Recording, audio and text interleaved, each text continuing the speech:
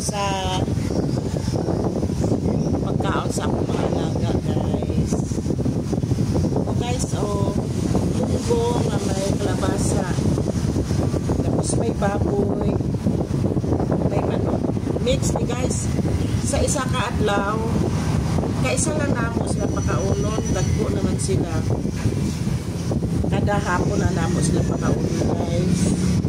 Ang ilang sudan, munggo, may kalabasa, mix na mo ang baboy o manok.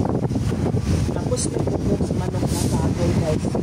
Pero kung bukong sa baboy, wala na mo nagbisagon, guys. May delikado sa ilang. Bukong lang sa manok, kaya ganang kuan na. Manok na 45 days sumok naman.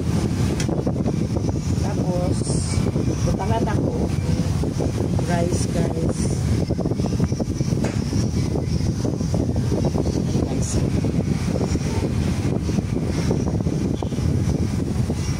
Diling kanoon mo, guys, gidaginot na ko, guys, kay kuan ang rice gidaginot na ko, may sayang.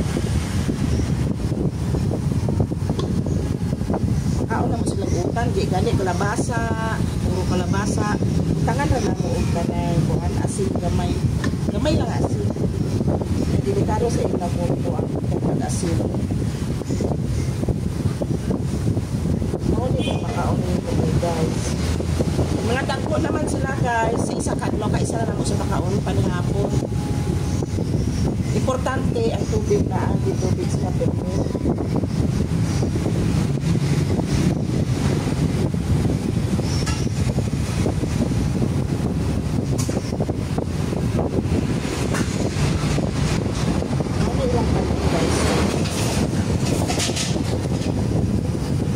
So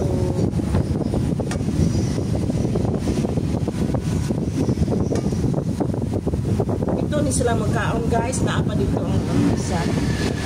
Ito sila magkaon. Ang ikawalo na mo kay ginasiparit siya na may sakit.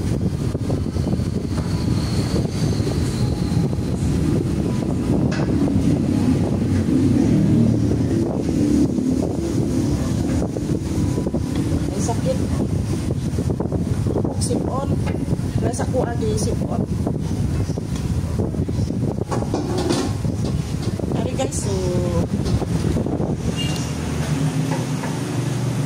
talonan na ako sa iya, guys. So ila dito ni kabuok ang ilang kananan. Ayan, guys. Ni kanan, guys. Kanon to kaon nyo. Siparit na ko namo ang isa, guys, kay bawal. May allergy siya, bawal sa manok.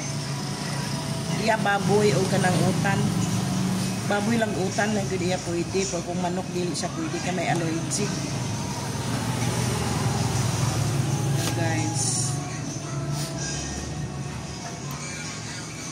Yes, guys.